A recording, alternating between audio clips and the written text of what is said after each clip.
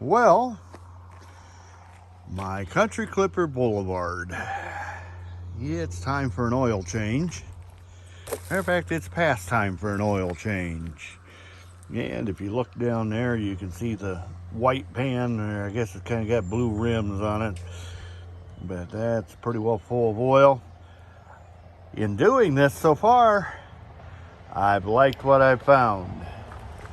What you need here for tools for the oil change itself is an oil filter wrench in a 10 millimeter deal. And like I said, I've already got the oil draining here. I will get the tripod set up and show you what I did here in just a second. Okay, as you can see here, I've got the oil filter off. That's this stub right there. I believe that's just simple 1/2 inch pipe thread on that. The Kohler, we'll get to that here in just a second. The Kohler oil filter equates out to a Fram 3614. Now this isn't a Fram. I think this is a Fram house label. I think it's a Fram filter with a house label tag on it. Tyson's is cleaning out that particular Packer label, and so I got those filters for $1, which is okay, because if you look down here, my oil's pretty black, and that's pretty nice. Now, one of the things that I really like about the Country Clipper is your oil drain apparatus is here. You've got a 10 millimeter plug, and I'm sure that plug probably has an O-ring in it that threads down. But a lot of the units that I've seen on YouTube have this set up to where that you really can't drain the oil straight down the way you can on this. You got to put a tube on it and feed the tube through the chassis of the mower and all that good kind of stuff. Now, I've had this Country Clipper now. I think this is the 6th season I've had this. And the longer I have it, the more I like the simplicity of the design of this mower. There's not a lot complicated to it. And it seems to work really, really well. I'm going to see if I can zoom in here just a little bit. Tilt you down just a little bit. I may even go over there. Let's see here. Let's tilt it back up just slightly. I think I got everything. Let's see. The spring you see down there is past the apparatus. Yeah. I may resituate this just a trifle bit here. I'm not sure you can see where that oil filter is going to go. But for right now, I'm going to zoom that back out because I like to fill oil filters before I put them in. Now, I'm using Rotella T4 simply because Rotella T4 is a old style engine oil, and what that means is it's still got the zinc additive to it. And I have burned up enough mowers, particularly camshaft loads on mowers, to know that, or to at least feel more comfortable with putting zinc content deals on those flat tappets on those things. I've never had any trouble with one that I've kept regularly maintained.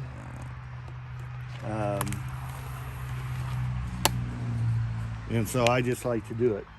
Now, let me see here. Let me see what happens. Can I get... I have a feeling that no matter what I try to do here, I'm going to block you out. Yeah, you can see the,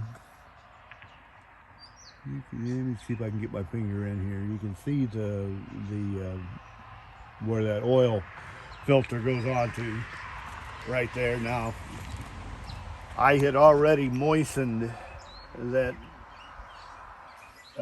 ring on there. I got it further moistened by putting the oil on.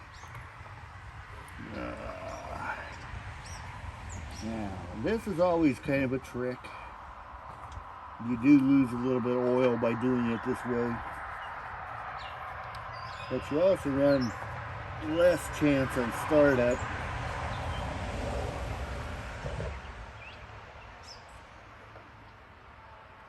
Of running your engine dry of oil. That's particularly true on like a small block Chevy engine. Of course, this isn't a small block Chevy engine, but away we go. I've got that started, but I've also got enough oil on the canister here that it's kind of slick. This is a typical oil filter. You really don't want to tighten it any tighter than hand tight.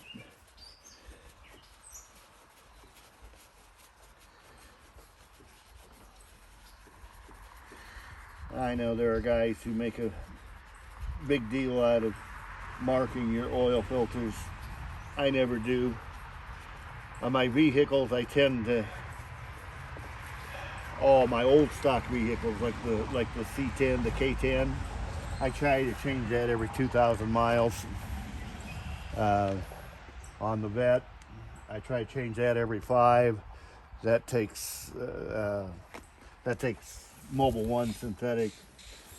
Theoretically, you're not supposed to have to change that for every, I think it's 7,500 miles. 5,000 on that is really good. The oil still looks good when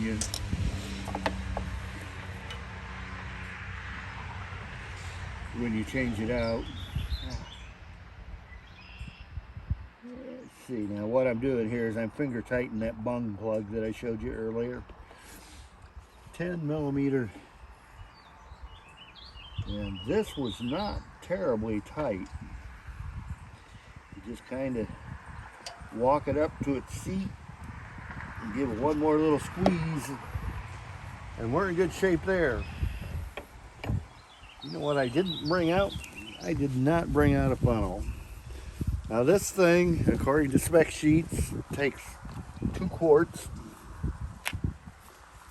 I'm going to see just how badly I can spill oil here. I think you can see me do this. You can laugh. You can say, I knew he was going to do that. That's okay. Like I said, I probably should have got the funnel. Now I know I should have gotten the funnel. And I'm going to have to do this, about half of this bottle. Kind of have to do it by feel. I do not have half the bottle in there. And like all systems, you really don't want to overfill these. As a matter of fact, it says that right here on the dipstick.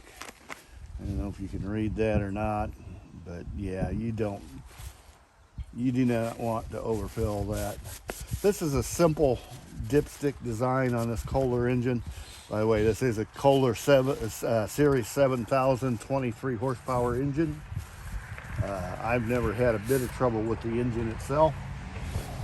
I did have some trouble the other day. I was running down a row and the thing just quit on me. Let's see if I can find that. If that ever happens to you, good chances are it's because this seat switch, which is, wow, it's, that's not the seat switch. The seat switch is on the seat. What this is the emergency brake safety. And when I got down to it, finally found it. It took me a while to find that thing.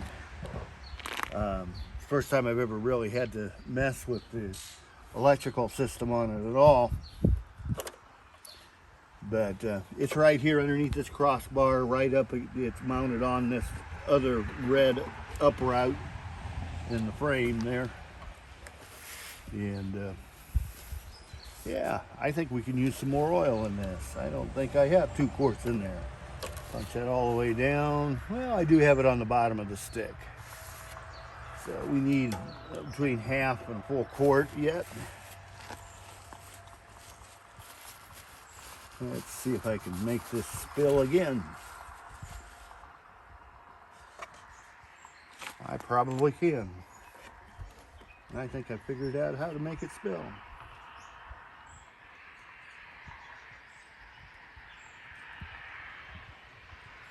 Yeah, quite so bad.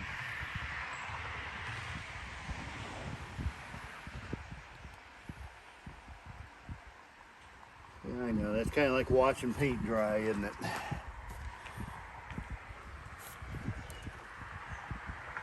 But yeah, I use Shell Rotella in all my small engines. I also use it in the K10. Every once in a while in shots you see some other older vehicles. I've got a 74 Sebring and a 74 Chevy C10. And I've got an 87 Dodge back there. Those all, I put old style engine oil in them. I think we're getting closer.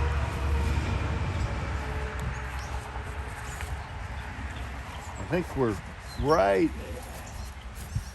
at the full mark here at this point. Yep, we are.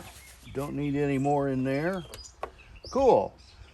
So this oil filter, it was too dirty to find a number on it. This is the stock oil filter that this Kohler engine comes with. I'm not sure I'm going to find a identification number on it. Now I checked that 3614. Everything I found online said that the 3614 should go right on there. And it's got the same threads. It's got the same gasket surface. The one thing I didn't like about the filter I put on there, this is, I got pretty good size openings in the filter itself. The one in that Fram knockoff, I think, is a little bit smaller. Now you might ask, why did you put a cheap filter on there rather than a Wix? I usually use Wix filters, but I need to make a couple oil changes right in a row on this. I gotta be honest with you, I'm not necessarily, and haven't been in my previous life, the world's most effective, consistent maintainer of my stuff. This thing's got 174 hours or 171 hours on it. You're supposed to change your oil the first time on this. And by the way, they ship these with HDDP oil in them. So the fact that I'm putting HDDP oil back in it, it's not a bad thing. But this is really the first oil change I've done on this thing in 170 hours. And you're going to say, yep, well, I'm going to try to do better, okay? I also had to put some 20W50 in that hydrostat. My hydrostat never slipped or anything on me, but yeah, it needed it. Okay, so we've got the oil changed. Now let's move over and change the filter here. Now I've had this off several times and cleaned it and everything like that, but I will probably clean that again and keep it on the shelf as a spare. But I just went ahead and ponied up. I do that occasionally. I just went ahead and ponied up for a new Kohler filter.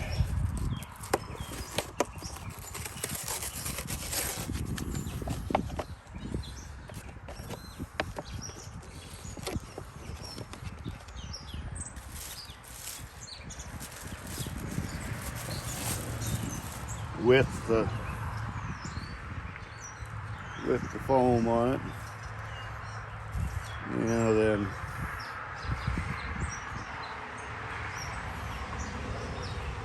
a lot of times I'll take shop air and blow this bag out, but there's enough just raw spring seed, pollen, dust in here. I'm not going to take the chance of blowing that down the carburetor. And everything.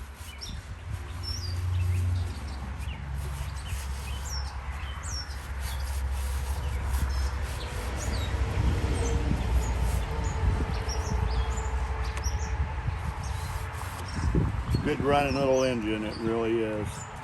Now then, what I want to look at here is, this is supposed to be genuine Kohler replacement parts. See if it's the same thickness. It is.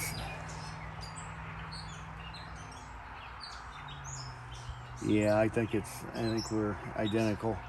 I'm not sure what happened to the foam guard on that one. I'm not sure if I took that off earlier. It may be laying inside someplace. Didn't get it reinstalled. Now this is real simple. There's no keeper here at all. There is this ridge around the opening, and this is a pliable rubber. This pushes down and just kind of sits there, and then the cover itself keeps that in place.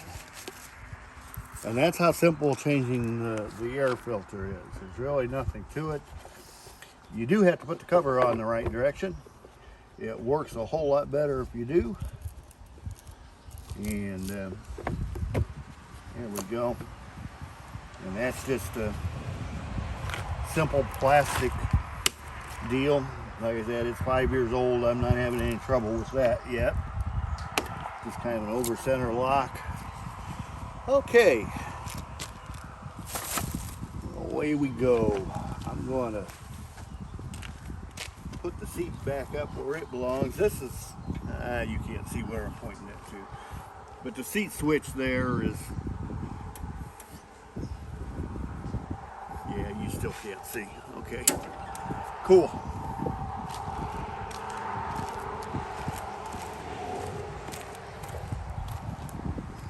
Yep.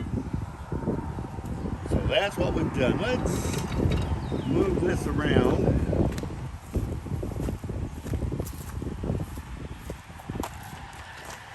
I did buy a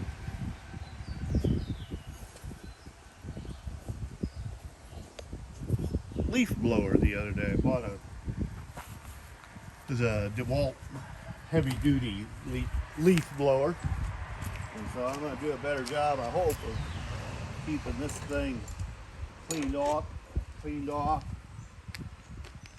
things like that.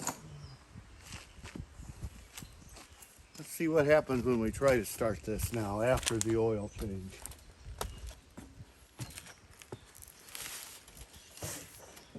Let's throttle that back down. See if I can start without the choke.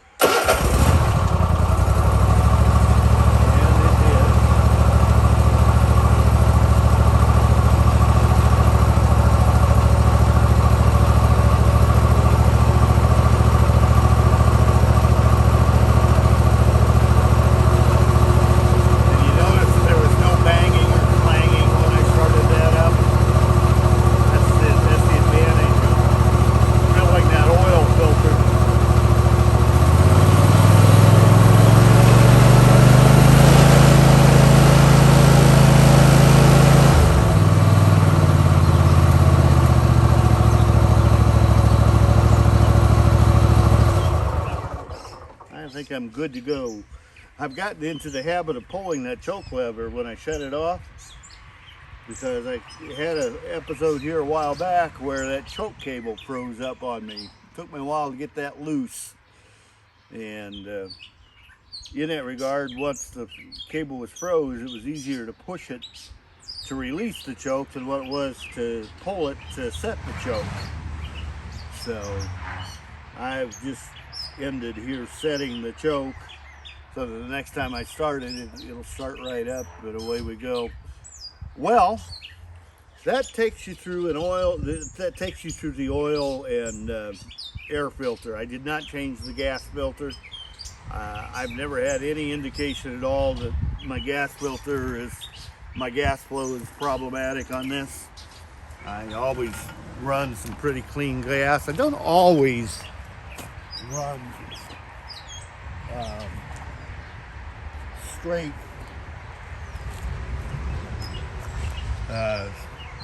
no ethanol gas. A lot of times, as a matter of fact, right now it has ethanol gas in it. But it runs pretty good. Kind of like my little jobber. And anyway, like I said, there's the oil and gas, or the oil and air filter change on it. I'm going to thank you for watching. Thank you for letting me do that. Yeah, you see all sorts of things that aren't quite right on that right now. I don't have the belt guards on the deck. I know exactly where they're at. And then if you notice there, the ejection funnel is gone on that. That's because I go through some pretty narrow spots, and in doing that, it's easier just to have that. I tried tying it back up and doing it that way, but it just works better for me. I'm the only one that uses that mower. I'm not worried about that. If I had grandkids coming in to mow the lawn, I would put it back on so that they didn't get tangled up in it.